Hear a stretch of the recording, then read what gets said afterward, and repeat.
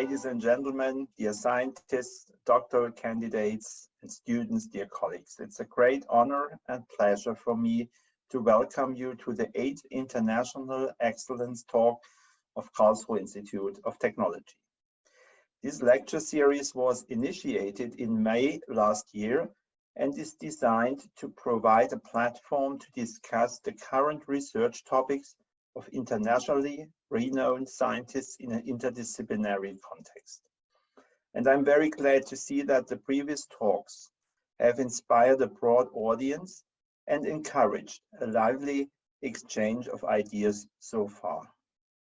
KIT is one of 11 universities of excellence in Germany, selected in the year 2019, and our concept, the Research University in the Helmholtz Association Living the Change, includes 3 lines. Firstly, to enhance performance and agility of top-level research. Secondly, to develop awareness of responsibility. And thirdly, to increase attractiveness for excellent young scientists. This will be achieved, among others, by strengthening international collaboration and promoting interdisciplinary networking between research communities. That is why KIT established the International Excellence Grants and Fellowships programs, which makes it possible for researchers at KIT to invite outstanding international colleagues to perform joint research. Meanwhile, we have already initiated 4 nomination rounds for International Excellence Fellowships. 30 researchers have been selected to be awarded International Excellence Fellowships of KIT, and 13 of them are women. Nominations for the 5th funding period can be submitted till March 15, and we are looking forward to the new nominations and are positive that this initiative will further intensify international collaboration of KIT with top-level universities and research institutions.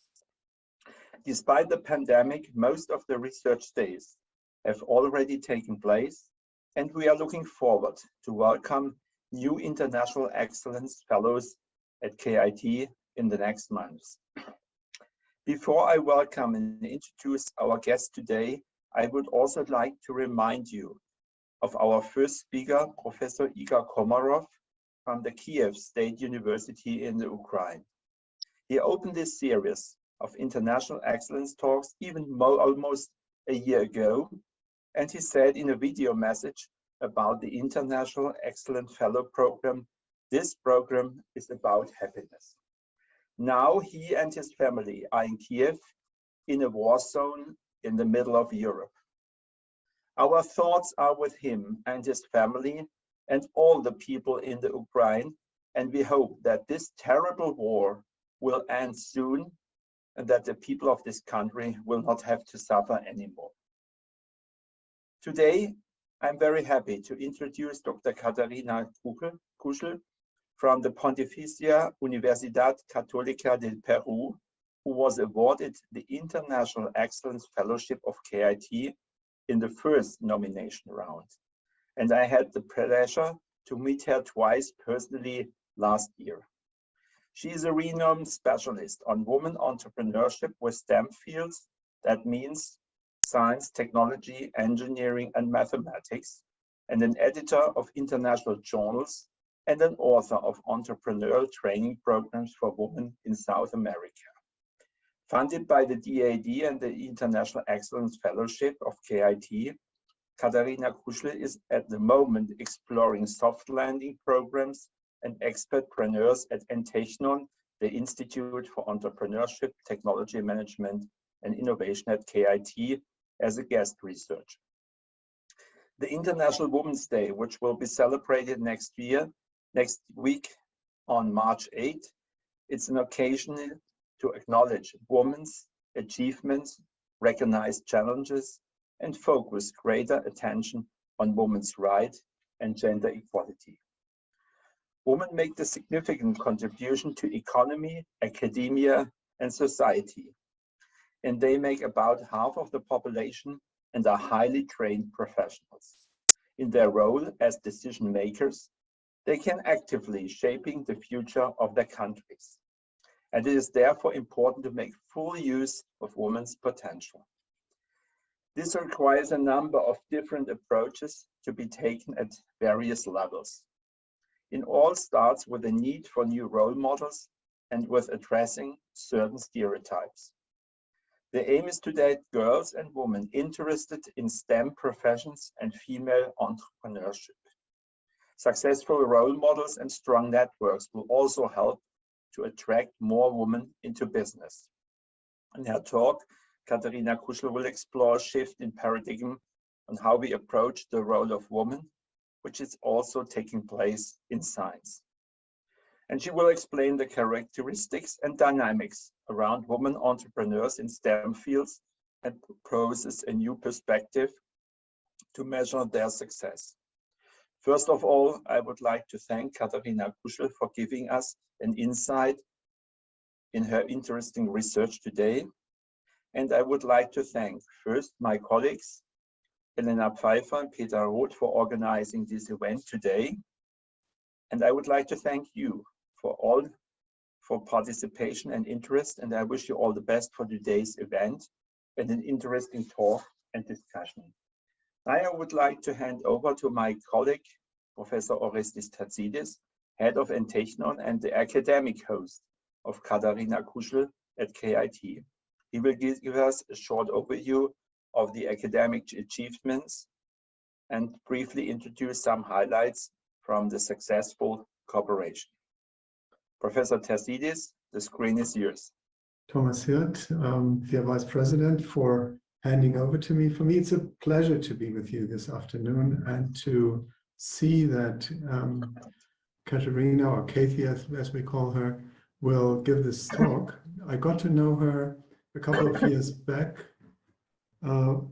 when we met at one of the important conferences on entrepreneurship in Germany, the G Forum. And as a follow-up, we started cooperating on different projects. And one of I think the first one, Kathy, was when we went into this edited book project, and you did contribute to that.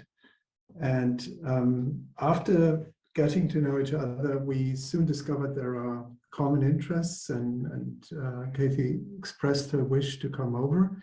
And I said, yes, wonderful. It's great to welcome you here. And since then, she joined the team at the EnTechnon, where we do research, teaching and innovation in entrepreneurship and technology management. And she was involved in many of the PhD projects and cooperated with the different PhD students and became part of the team, part of the community at the EnTechnon. So some of the topics include entrepreneurial ecosystems, which she was pursuing with Ralph Henn, but she also got involved into motivational psychology in the context of entrepreneurship with Benedikt Teblicht, and also in many discussions with some of the junior researchers. And obviously she also cooperated with one of her colleagues, who is also from Chile, Marcos Gonzalez, on the topic of entrepreneurial decision-making. I hope I don't forget anything, Katie, because you've been involved in so many of the projects, but I think these were probably the main topics. And I'm very much looking forward now to her talk, so I can again reconnect to what you're doing in the context of female entrepreneurship. So I'm excited. Stage is yours, or screen is yours. Thank you very much, Orestes, Professor Hirt, Petra Roth, Elena Pfeiffer, for the invitation. It's such a big pleasure to be here, to also have been involved at EnTechnon, be part of that, and being, I remember the first International Excellence Grant that actually touched German land during the pandemic, right? In the first generation. So I'm very proud for that. I actually organized this talk in a very light way. I like to be very simple when I'm talking about science, not to overload, especially junior researchers with technicism. I think that science is at our service, right? So I'll tell you a little bit of my journey in the field of entrepreneurship, particularly exploring the experiences of women entrepreneurs in technology, and later how I expanded it to STEM. STEM, as Professor Hirth said, science, technology, engineering, and maths. And maths normally includes computer science, artificial intelligence, and so on. Okay. First of all, I would like to give you a quick sight of who am I. I was born in Santiago de Chile, so I'm actually both Chilean and German, and I consider myself a serial migrant. I'm working for a Peruvian university, a business school there. I'm now in Germany. I've been living 10 years abroad, actually, so it's hard for me to consider myself Chilean, or, you know, probably you might have those identity traps. I will talk about identity traps later on.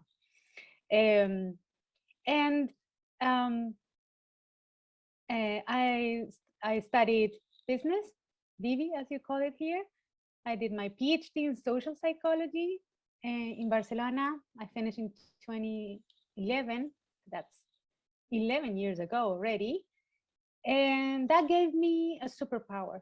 And that's the superpower of understanding social structures and power dynamics and things that are normally invisible. So I can see things that are normally invisible for other people. And I think that's the value of that PhD. That might be sounding a little bit different as BBA, but it's very complementary. That's when I got interested in gender as a social structure, right, as a norm. I then did of course, I worked in Chile for a while, and then I did my postdoc in Germany at Unisigen with Professor Friederike Welter, and also in Canada in 2017. I was also engaged as an entrepreneur when I was working in Chile at the university. I was having a business, managing a business on juices, natural juices from Patagonia. That was the business. And of course, I engaged early in my career as an academic, as a researcher, particularly as a researcher more than a teacher, although I'm an instructor as well. And what do I do research on? Mainly in entrepreneurship. And I'm talking about entrepreneurial ecosystems particularly, and now my focus is migrant techpreneurs, or how I like to call it, expatpreneurs.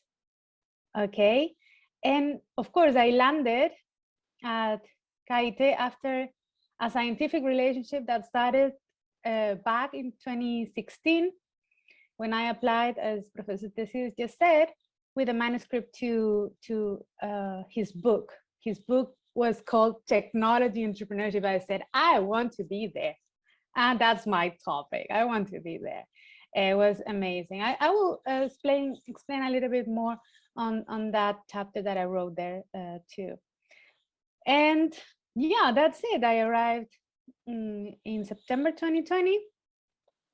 And I was awarded with the HighTech International Excellence Fellowship, also by the DAAD.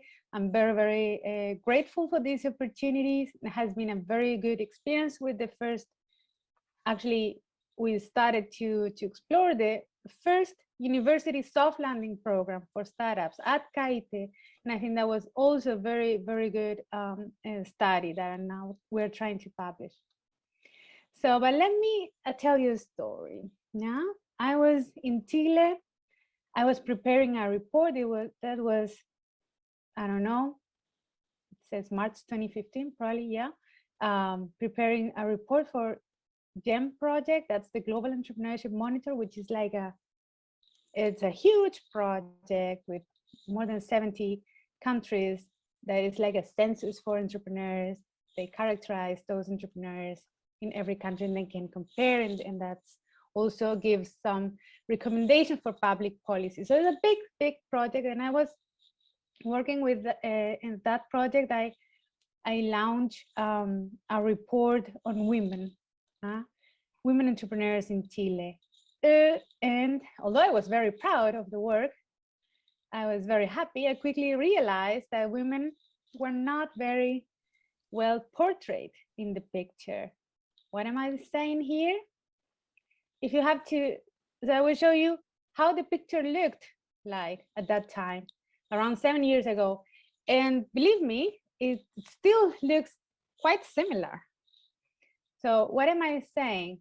I am saying that there were less entrepreneurial intentions, okay?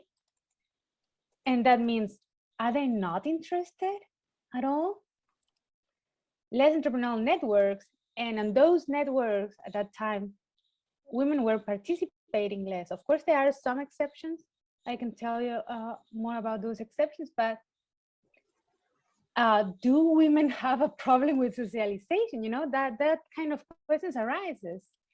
They had less entrepreneurial training. What does it mean? Are they not well educated? They also have more fear of failure, according to GEM project. Are they risk averse? You know, those kind of questions that actually stick to in society, and people start to behave like that. Of course, they also have less entrepreneurial activity compared to men always, okay? Do they prefer employment? More women in necessity-driven entrepreneurship, which is more like engaging in an entrepreneurial activity because they cannot enter the labor market. So what does it mean? Are they informal too? They also were less innovative. So the question was also, why? Why? Less income. Are they bad managers? Less growth expectations. Of course, this is a summary of the literature. And less growth expectations. Are they not ambitious? Was the question. They have also smaller teams compared to men. Do they want to keep the control? Less loan probabilities. And when they got loans, they were, of course, less amount of money. So are they risky loan payers? This is a summary of the literature on women entrepreneurs in general, and of course on STEMpreneurs, because STEM is also a proxy for innovation, okay? And that's not a flattering picture, right? You tell me, is this a nice picture? I think it's not. And of course, there are some exceptions. Lately, only recently, we have some exceptions where women perform better than men, like women successful at raising money in crowdfunding platforms like Kickstarted, but also Indiegogo. They found the same. They have found to be great communicators compared to men, especially when they don't have the face or where they're not pitching in person. So they don't know if who is behind the description of a product, if it is there's a woman or a man. Interesting, huh? But the thing is, they also found that in the US, the less risky loan payer, is in the UK. So because women are safer bets, they normally give the money back, huh? What I wanted to say here is that this is not a competition between men and women. There's still the question why we're not equal. There are many theories, of course, but I of course got intrigued, got interested in this topic. What does work for helping women? New measures of success. Because if we compare just by the nature of comparison, we're always gonna be worst in the picture, okay? Just because of the nature of comparison. So we need to find new measures of success for example, the multiplier effect. So women, as Professor Hirsch just said, they have, we have a very particular important role in society, in economics, in the economy. But that's not the only reason. We have other reasons, and we call that, with Maria Teresa Lepeley, the multiplier effect. When normally women who are engaged in entrepreneurship, they are able to pay their children to go to university. They improve the education of newer generations. They also can hold the family household. They can also take care of the health and food, right, in the family. They can also create employment. They employed family members or people in their community. So you can see that there is a community development around women entrepreneurs, and that's also very important. They are not isolated. Okay. That's what we call the multiplier effect. Of course, it has also some traps. We can talk later about that, because everything I said, there's something that is counterback this statement. The other thing that works is the entrepreneurial education. We can see now, this is a paper just arrived today to my inbox. Student gender balance in the classroom has a significant positive impact on graduates' likelihood of engaging in startup activity post-graduation. That means a balanced environment in master's program, improve entrepreneurial activity in the future. So that does work. Okay, why are we studying women in high-tech ventures? I got very, very interested in women of new high technology ventures. That's the scientific name of startups, or new technology-based ventures. What makes startups different from other firms, that's also important to say here, is the scalability, right? And therefore the growth rate. And to be scalable, of course, what do you need? The startup needs to be leveraged on innovation. That's the competitive advantage here, innovation, technology, okay? And that makes you scalable. With Maria Teresa Lepeley, who was at that time, my co-author, she's still my friend, my mentor. I love you, Maria Teresa, if you're listening. We performed a literature review just to understand what has been said about women in startups. And we saw good research opportunities. Of course, there were not too much literature at that time. I'm talking about 2016. Okay, so women get less funding, I said it already, grants and investment, lack of studies on gender difference among techpreneurs, lack of studies reporting women's experience in tech and in STEM. So women, they didn't have a voice, let's say, in the literature and scientific literature. And mostly the studies were using samples from the US rather than from Europe, rather than from Asia, rather than from Latin America, and so on. So that was also surprising. Of course, that story shifted a little bit now. So we found new opportunities. We say, okay, we have to find new effective ways to measure and compare. And we also created a call for qualitative studies. I'm putting here all the references, but it's also in the list at the end, okay? So I commit myself. I said, I'm gonna dedicate those 5 years, I dedicated to tear down, demolish some myths, okay? Everything that I put in the list, I briefly will walk you through my research. You're gonna take a look.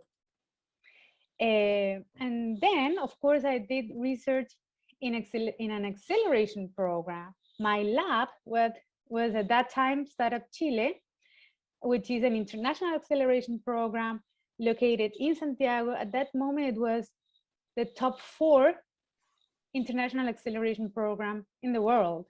It was huge. It was in the same, playing in the same league of Y Combinator, Techstars, Math Challenge, that kind of thing. So I heard many comments when I was there. I heard many comments. They say, "Oh, women-led startups, they don't raise money. They don't create employment. We're just subsidizing them." And this data of March 2022, I just Googled that today. There are more than 2,000 startups that are still active that were benefited by Startup Chile. And there's a valuation in $5 billion American dollars. That's the equivalent of 5 unicorns, okay? So this is a program that has 1 year working visa. It gives you equity free, so you don't have to give any of the participation of the ownership of your company to anyone else. $4,000 you receive training, and you receive also a network of mentors and investors. You can work in co-working spaces along the country. Remember that Chile is a long country, so you have access to those co-working spaces. And the last day, there's this demo day, okay, where when you pitch normally your business and in front of investors, and you might raise money, okay? So that was my lab. I wanted to search women, what was the experience of women that were participating in those programs. And I was also interested in knowing how they motivate themselves to work in a startup, a tech company, right? How they create their teams and how they raise money if they do so. So that was my interest. So I did. As there were not too many Chileans founders, I started to interview women from other Latin American countries that were participating in Startup Chile, okay? So how they describe or define success, okay? So I interviewed more than 60 techpreneurs or technopreneurs, they call it, from 12 countries in Latin America. 26 to 44, that was the range of age of those women. 72% were already in the growth stage. Remember that at that time, it's still very competitive program. So being in the idea phase is not enough, okay? And 80% of them were women. I also interview some men to have some contrast. It's very important if you do qualitative research. I also interview 6 leaders or brokers. Now they call them ecosystem builders, and 11 investors. That was very, very interesting. I learned a lot, and I own my success, I would say, to these girls, these ladies. They were heroines for me, like very, very capable women. And I started to understand how they organize their teams, okay? And the general assumption, if you read the literature, is that leaders seek for diverse talent to build a startup team. Ideally, a business developer who has this task normally to raise money to sell, and a product developer, engineer, developer, the one who is normally coding and programming the software, if we're talking about software.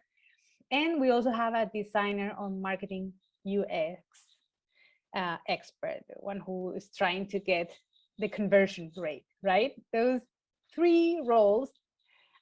Also, we have to understand that in technology or the STEM fields, we have like super special names.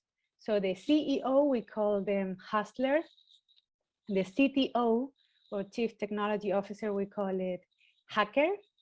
And the CMO, Chief Marketing Officer, we call it hipster. So hustler, hacker, and hipster, those are the three normal roles, and that's why normally acceleration programs have in the form when you are applying for an acceleration program, you have 3 slots, and especially it's those for those 3 roles, okay? But what we found among women is in Latin America, those women prefer to build their teams according to the criteria of trust instead of talent diversity. They normally chose their best friends or romantic partners to be part of the founding team. So we found that this idea of co-preneurial couples, okay, and that's a paper that has a lot of citations, and no, they don't normally come from STEM fields, at least in that acceleration program. 50% were from social sciences like business or communication or psychology, law, political sciences, and that's probably a response on the labor market effect. It's not necessarily something. I think this is a result that is for sure changing, because now we also have more women in STEM. The thing is that women that study STEM, they have a high opportunity cost. They prefer to stay in the industry because the salaries are, of course, higher. Okay. Then we take a look at among those co-preneurial couples.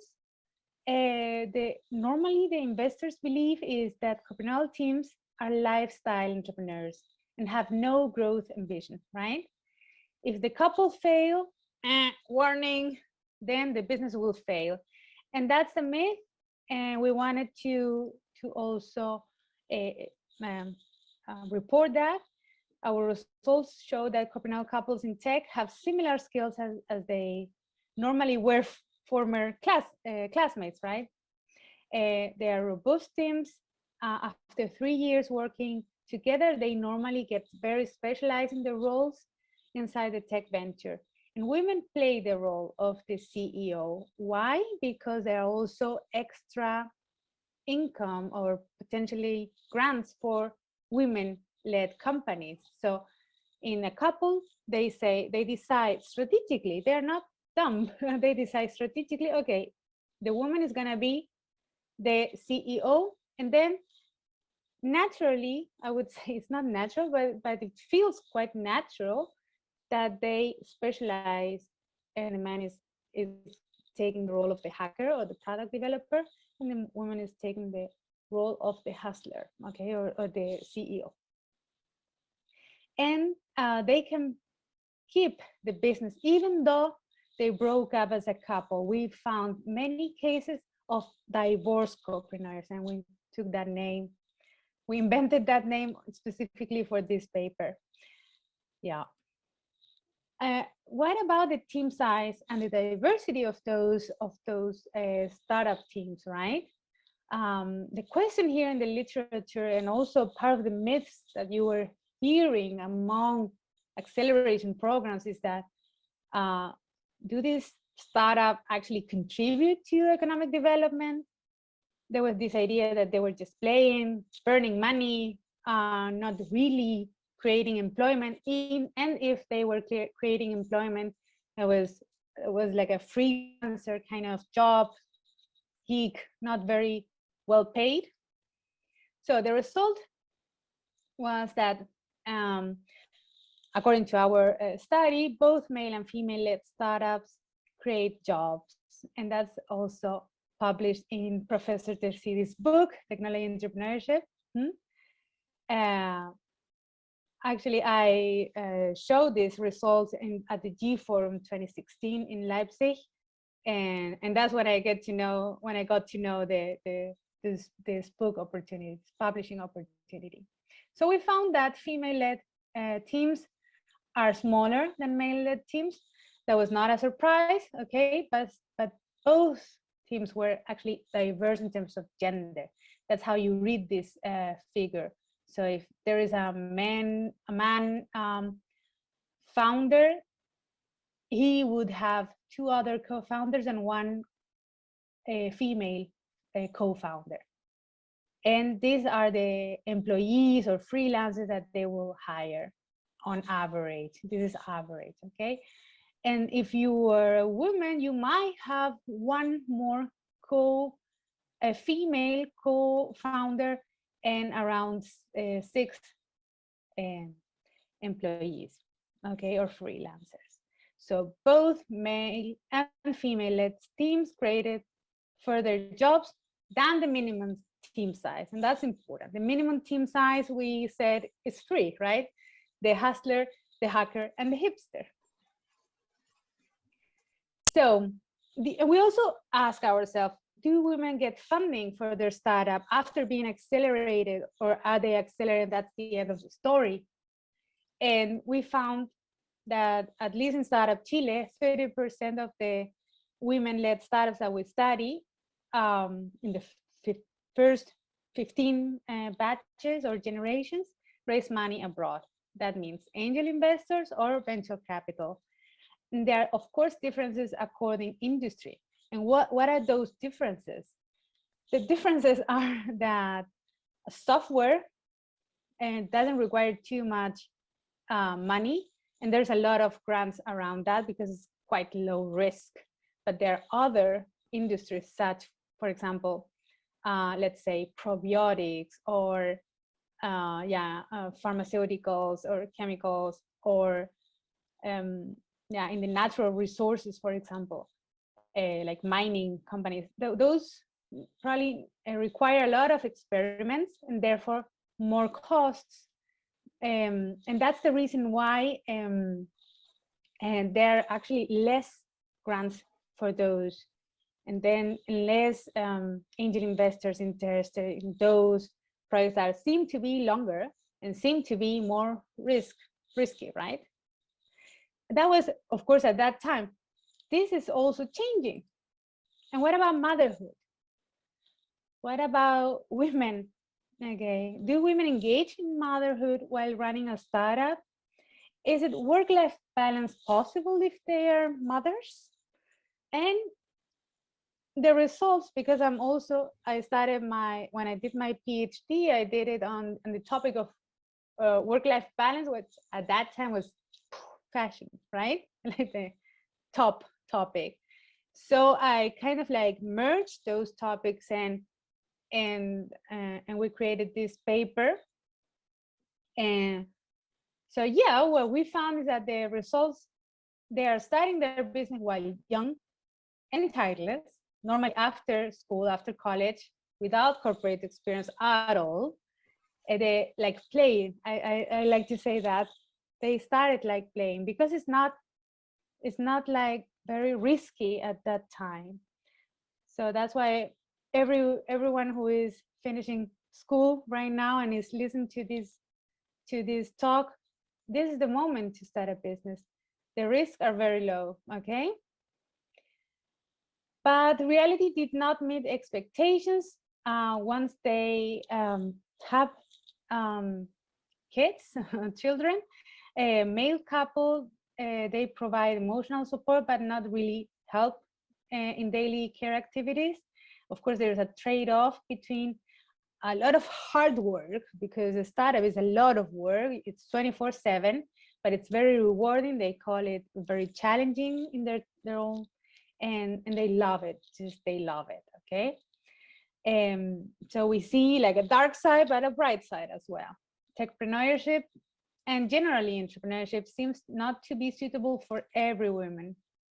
Okay, that's also very important to understand, that it's not for everyone.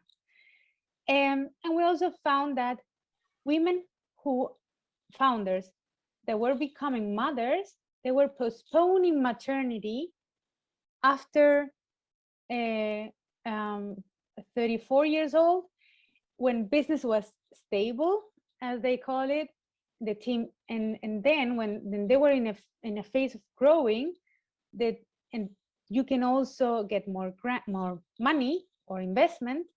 You can hire more people, and if you hire more people, you have a bigger team. You can delegate.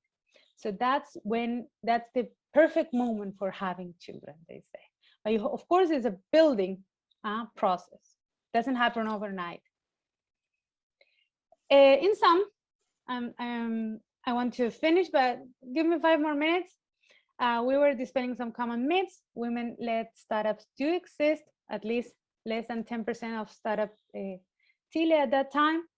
Nowadays, the literature says that it's between 6 and 7% of acceleration programs. But there are some acceleration programs. Orestes and I, we were also in a meeting with colleagues from Israel, and they say that their programs have 23% of women in, 15% of women in startups as in acceleration programs, and that's a lot. Startup Chile right now has 23% of women in the acceleration program. They also have an acceleration program at that time dedicated only for women. Also, that raises the number, right? Second, the educational background is mostly not STEM. That's what we found. Being probably that's a force of the labor market. They usually do not come from the corporate world, which was actually a myth. They also have small teams, trust-based, sometimes entrepreneurial teams. They start their business while young and childless, and normally they postpone maternity until the growth stage. They do raise money, they do create jobs, and that's those are the common myths that I was trying to dispel. But yet all these statements, of course, are also changing. This is dynamic, and that's the message I want to leave here today. Depends on the context, normally the ecosystem and the sector, okay? Okay, so with some colleagues, we wanted to shift the narrative around women entrepreneurs in general. All the profiles, understand, all the motivations from Silicon Valley to refugee camps in Syria. So we edited this volume, this book that we launched in 2019, and we have learned a lot of things. We have learned there's a huge diversity in the profiles of women entrepreneurs, and that the entrepreneurial activity is much more than making money. It was a social activity that allows them to attain well-being. Some crafts women, and they even stated that the activity was a therapy for them. That's a chapter with Rocio Ruiz Martinez. We also understood the multiplier effect of women entrepreneurs to their health and the ones of the family, the well-being of the entire family, the community, creating first-time university students, as I say, creating employment for the family members, starting a family business without even knowing it, you know? So that opens our minds. We were able to see a broader field, and we saw the similarities, we saw the differences, challenges, also women that were outliers. And that was a beautiful, beautiful project. For me, that book set the beginning of the second phase. As a researcher around the topic of women entrepreneurs, I went much more aware of inclusiveness, diversity, creating this new narrative, a discourse that is much more empowering and not just victimizing approach of women compared to men. No, I wanted to put them on stage, visualize them. Okay, for me they were heroines. I said that.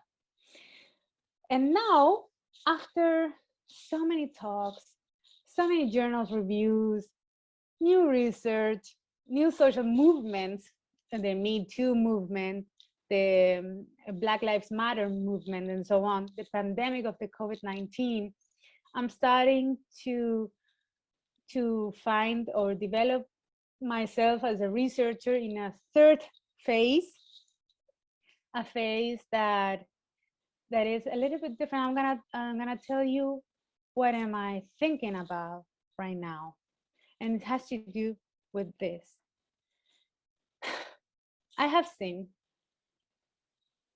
too many research, or too much research that are trapped, or the research questions is actually very biased, very narrow. Women entrepreneurs, business led by women, women only, no male employees, women only business.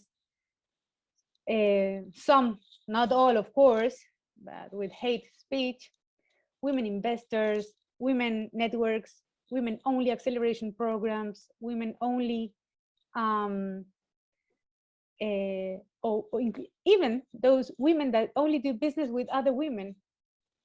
So it's like a women market, okay? A ghetto.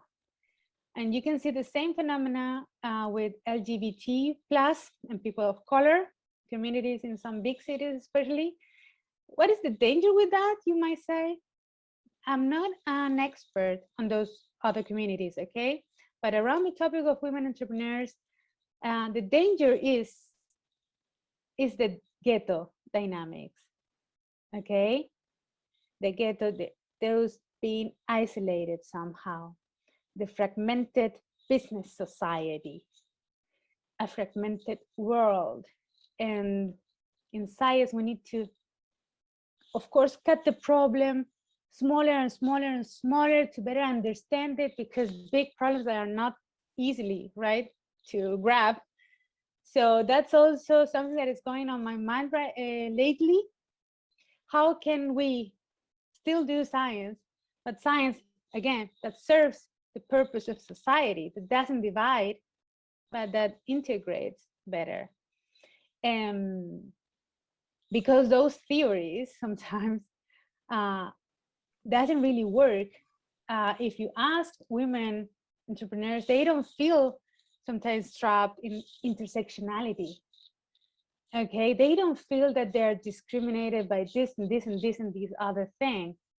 So it's just one big thing that is probably, right, feed up by other conditions. But what I'm trying to say here is that the language in science probably doesn't really fit our social reality. And we have to come back to our center, back to humanistic values instead of identities, okay? Identity trap, I didn't invented that word. It has been around at least 10 years. And that's my proposal right now. As you can see, I exploded the research line of women entrepreneurs. I made my career on that. And now, although I might seem that I'm shooting on my foot as a PhD in social psychology, I might like to say that identity discourse has a dark side. It's not, I also would like to mention that gender is not only identity, right?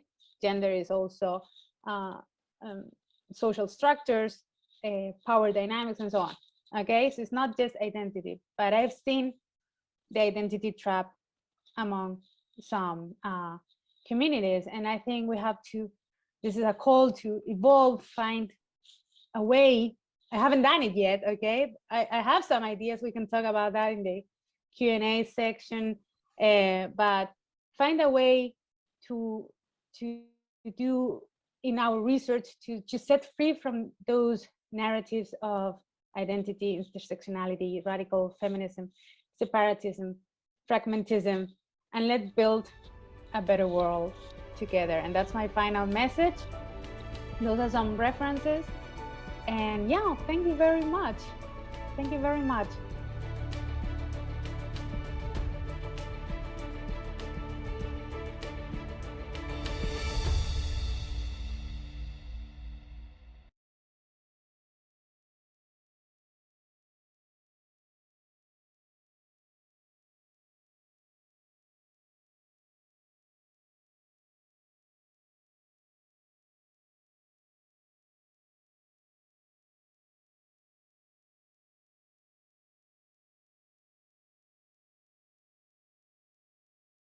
Thank you very much for your very interesting, inspiring talk. Yes, it gives some reasons to think about.